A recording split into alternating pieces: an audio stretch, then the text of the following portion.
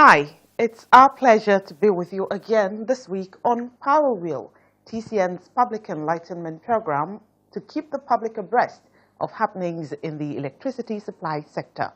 I am Sheung Olagunju. You're welcome. The Minister of Power, Works and Housing, Babatunde Fashola, has threatened to sanction power distribution companies, DISCOs, for their continued breach of agreed terms and epileptic service, saying their poor remittances nearly collapsed power generation before the 701.9 billion naira intervention fund from the Central Bank of Nigeria, CBN. The minister, who spoke during the 15th monthly meeting of the power sector operators in Jos Plateau State, warned the DISCOs to stop the blame game on infrastructure and run the assets they inherited in line with their privatization. The minister, who condemned a statement released by the DISCOs recently, said the alarms raised by the power firms were wholly misleading and substantially untrue because they conceal facts from the public. The distribution companies had, among other issues raised, alleged that the infrastructure in the power sector were obsolete and affect their operations. But the minister reminded them that they were aware of the state of the facilities when they purchased the assets. You must do more to improve service. Rather than complain about old infrastructure, I wish to remind you that nobody forced you to buy these assets and that you knew what you were buying when you bought them. On the allegations that attempts to escrow their revenue accounts would amount to nationalization or an intrusion into their businesses, Mr. Fashola said the firms failed to state that the condition was agreed upon by the firms and the Central Bank of Nigeria, CBN, noting that the agreement between the DISCOs and the CBN was a condition for the bank to offer the firms stabilization funds by way of loans to fund the businesses they invested in because commercial banks were reluctant to do so. As for the 701 billion naira intervention fund, it is consistent with our government's policy and determination to enable businesses flourish, and it was intended to save the GENCOs and the gas companies and their financiers who were providing service from collapse. What you also failed to state for the information of the public was that the loan was at 10% interest, which is very well below the commercial rates that commercial banks would have granted you the loan. You also failed to state that you agreed under that arrangement to establish letters of credit to guarantee future payments to MBET and TCN market operation. That the agreed commercial terms of the letters of credit authorizes MBET and TCN market operation to draw on letters of credit for any defaults in payment to them, and that such defaults have indeed occurred and they continue to occur. If any right thinking will accept this principle, that any person lending you money must have the right to know what you are doing with the money, especially when under collection and underpayment have been a major feature of many of the DISCOs. As far as the regulation on your procurement is concerned, what the public needs to know, which your statement is silent on, is that you are entitled to fully recover your costs and investment by law. And this is a function of how tariffs are also calculated. Fashola condemned the DISCO's media campaign against the government's support at ensuring a vibrant power sector, noting that they had formed themselves into an association of power distribution companies and had consistently issued statements on issues they either did not present for discussion at meetings or which contradicted the communique jointly released after each meeting.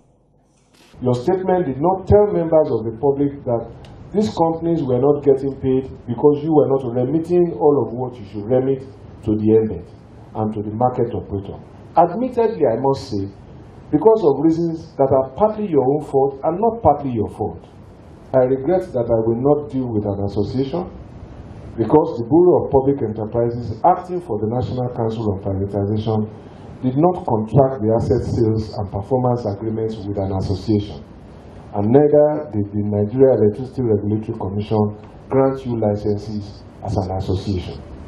Government will continue to relate with you as such through meetings such as this meeting or individually as we are obliged to ensure that you discharge your duties to consumers. I am certain that MBEC, the bulk trader, and NEC, the regulator, will communicate a similar position to you shortly. If a company cannot produce all records of its transactions and accounts, does that not allude to gaps in its governance? Does the fact that consumers go beyond you, their service providers, and call us in Abuja, not call for a look in the mirror about your corporate governance? If corporate governance was not an issue, then your statement will not be silent about plans to improve service to consumers by supplying them meters and rebuilding the trust that has been damaged by estimated billing. Good corporate governance will ignite the conscience of an electricity business to first provide meters to its customers before seeking tariff increases, so that the metered customer will at least have the ability to fairly measure from his meter how it's being billed. Similarly, according to the minister, many of the power firms failed to invest in feeders and distribution equipment to get power to consumers, adding that this resulted in reduction in an economy that did not have enough electricity. You also issued a statement regarding the declaration of eligible customers. Your statement claims that this provision, which allows certain classes of consumers to deal directly with generation companies, is premature and will result in extra costs to the consumers. Your statement is silent about the inability of some of your members to invest in feeders and distribution equipment to get power to these consumers. This has led to the emergence of the terminology of load rejection for an economy that does not have enough power and enough load. If government holds 40% of the shares of discos on behalf of the states and the local governments and the Nigerian people, I believe that it has a duty to ensure that you buy your parts and your equipment at reasonable and competitive market prices, and not through inflated contracts to relatives, as we have seen in some discos, in respect of which NEC will take a decision in due course and sanction those who are involved. On the unfortunate electrocution incident in Calabar, Cross River State, the minister said while the incident was regrettable and the consequences very saddening, they were clearly man-made and avoidable, adding that it occurred as a result of non-compliance with laws and regulations. Earlier, in his remarks, former Secretary to the Government of the Federation and Chairman, Jos Electricity Distribution Company, Alhaji Yayale Ahmed, expressed satisfaction over the minister's ability to transform the power sector from its current crisis. There are basically three things that make all people succeed: the intellect, the hard work, and lastly, and more importantly, the integrity. Yes, a man of integrity. Please join me in welcoming our minister and somebody under whose supervision, inshallah, we will see the end of power crisis in this country.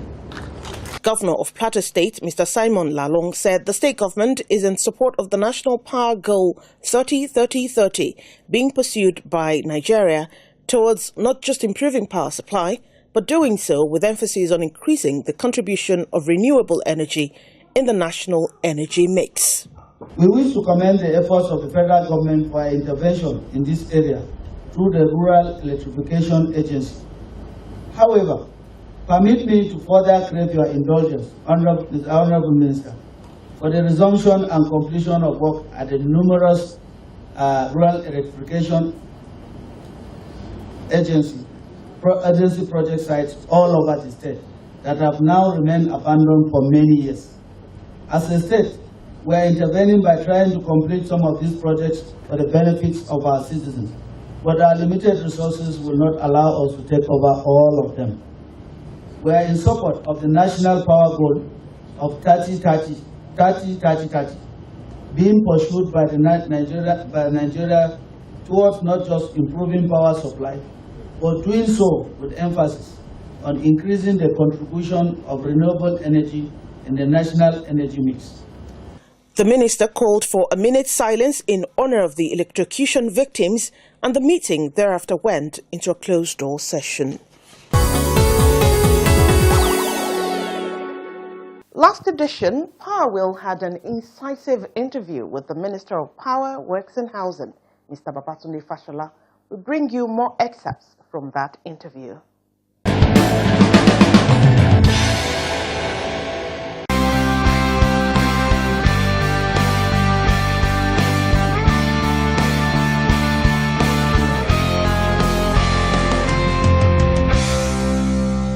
Again, this is the current policy by law by the Electricity Sector Reform Act, which was passed in 2005. It encourages this kind of things. And in the advent of privatization, the market is further open for this.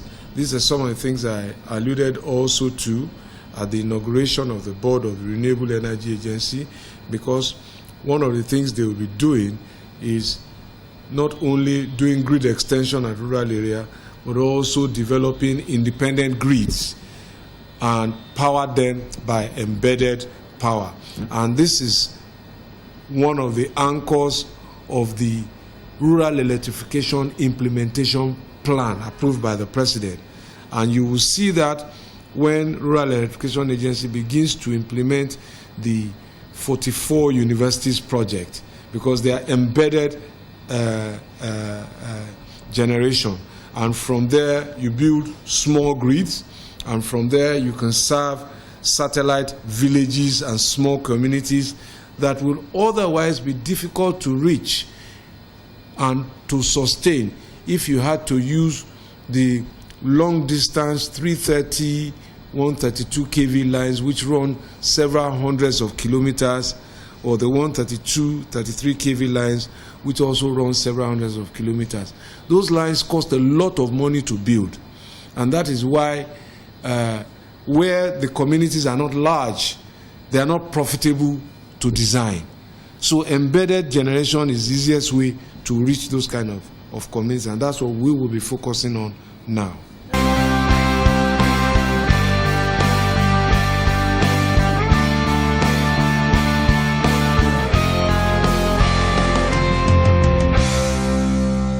Whether it will be a super grid or not, those are real technical issues. The important thing first is to understand the economics of electricity. One of the provisions in the law requires that everybody who invests in an electricity asset must recover his cost fully and make some profit. So in terms of transmission, for example, if there's a small community, and every community deserves to have energy. So if there's a small community of 100 people in only 25 houses, and there's another community of 5,000 people, right, in 500 houses, where will you make your investment? Clearly, it is where the market is bigger. So, as I've said, the strategy of on-grid transmission must not be the sole way out, and that is why the Rural Electrification Implementation Program approved by the President is most welcome, because it will help us now deepen access, and there will be more independent grids evolving as we go on to allow for penetration, because that's really the heart and soul of any electricity value chain: penetration and access. And from there you build sustainability and reliability, and then of course the efficiencies of pricing, so that it doesn't dig a hole in people's pockets simply because they want to pay for energy.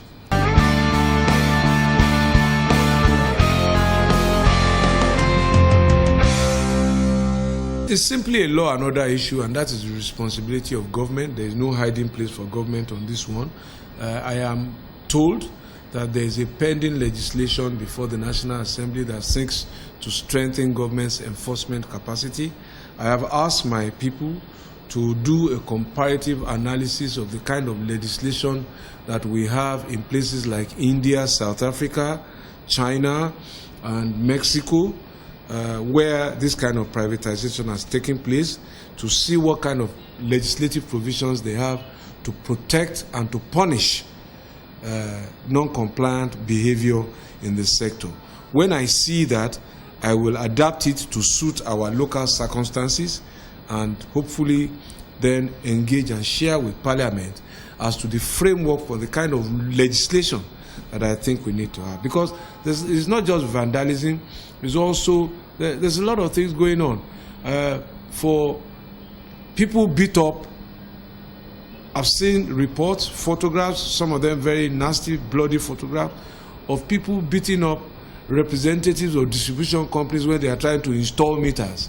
So even even TCN. So even as you complain that, oh, the discos are not metering, in some places where they want to put meter, those who are gaming the system, who are not paying for power, actually assault the people who want to meter them. So it's a two-way thing that we need to also put in a legislation that balances rights, imposes duties, and sanctions, and then strengthens law enforcement agency to deal with this.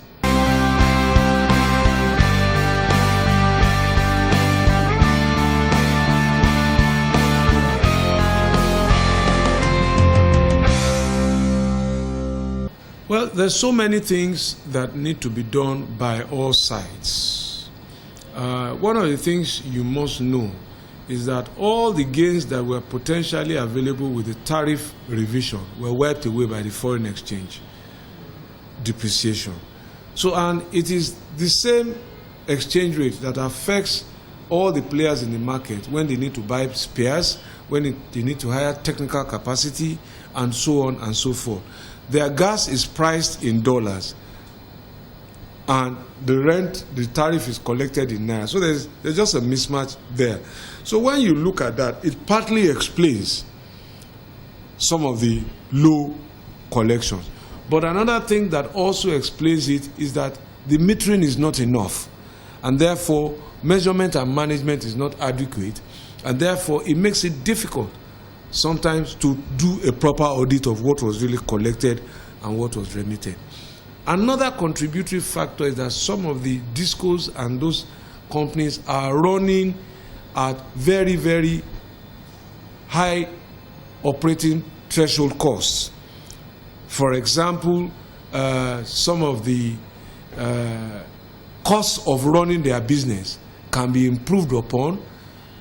Allowances to directors and those kind of things can be improved on, so that the balance sheet of the company and the collection improves and the remittance can improve.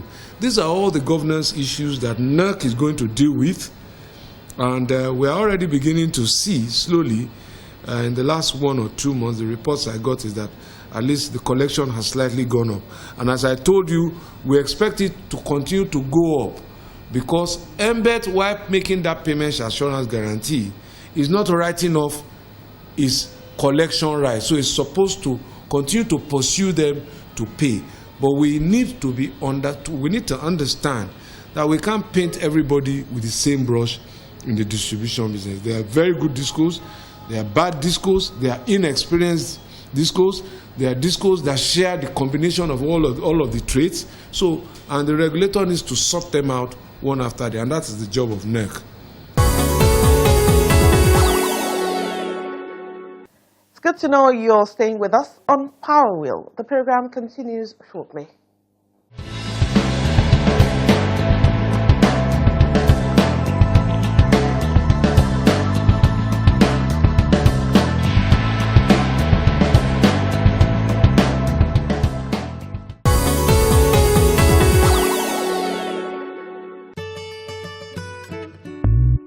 The Transmission Company of Nigeria has successfully installed and energized a 40 MVA 132-33 kV mobile power transformer at the Damboa Transmission Substation in Borno State on the 7th of May 2017.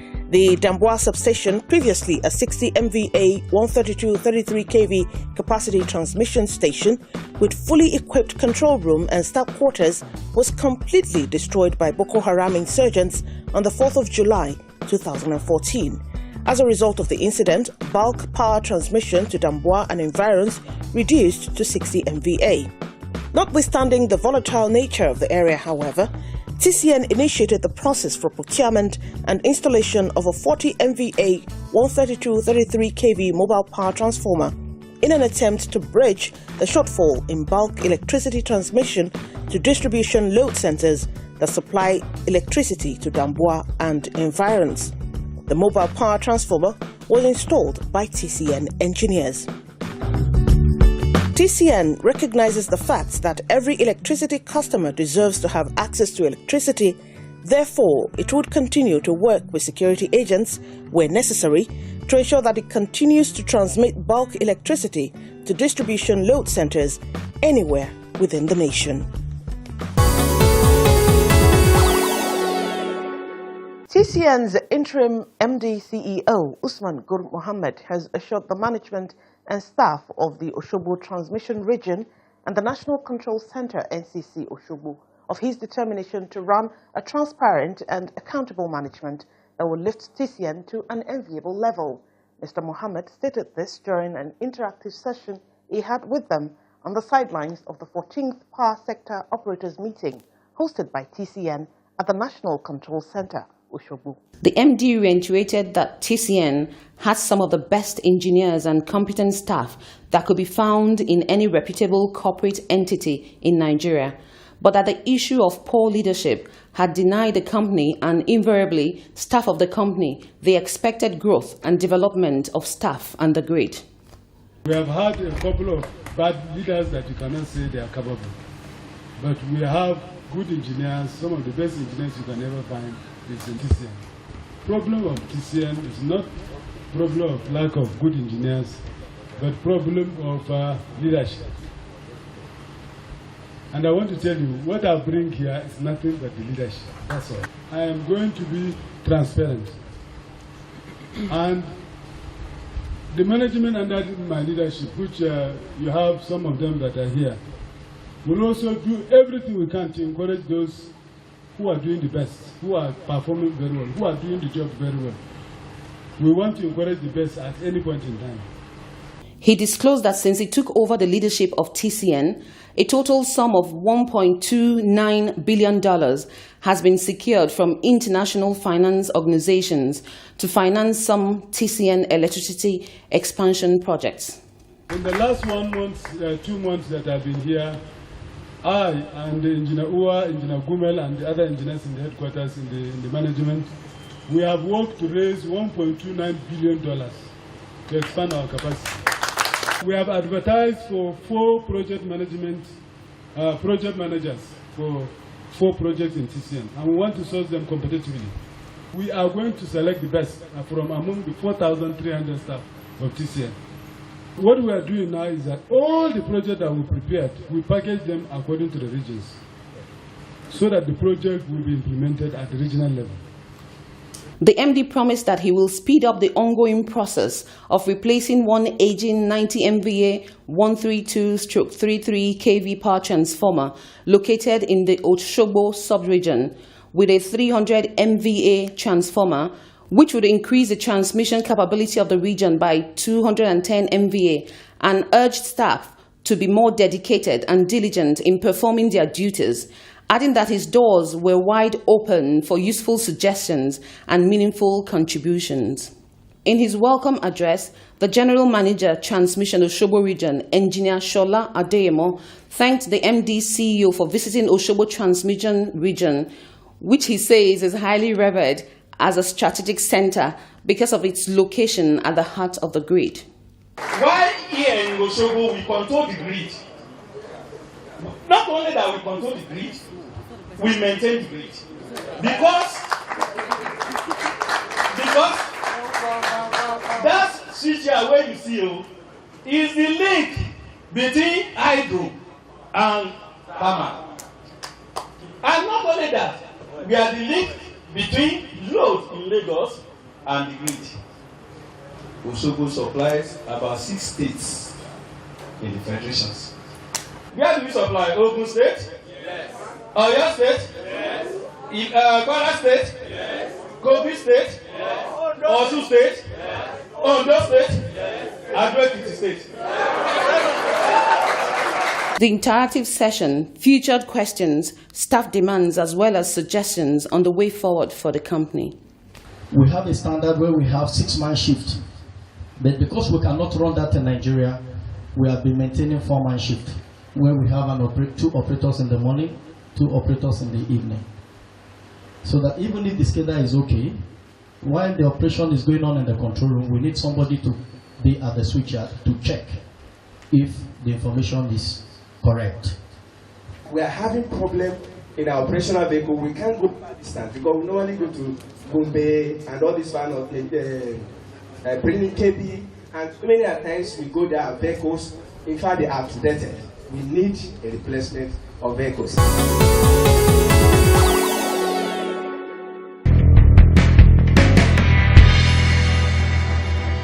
TCN's MD CEO, Usman Mohammed, recently visited Maiduguri on an inspection tour of the substations there.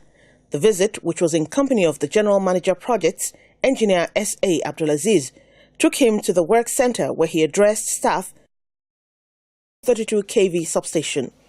The MD also visited the 330 kV substation along Bew Road, where he reviewed the progress of work and expressed satisfaction with the progress so far. He then requested the GM Projects to urgently make available the remaining parts needed to complete work for the station to be commissioned.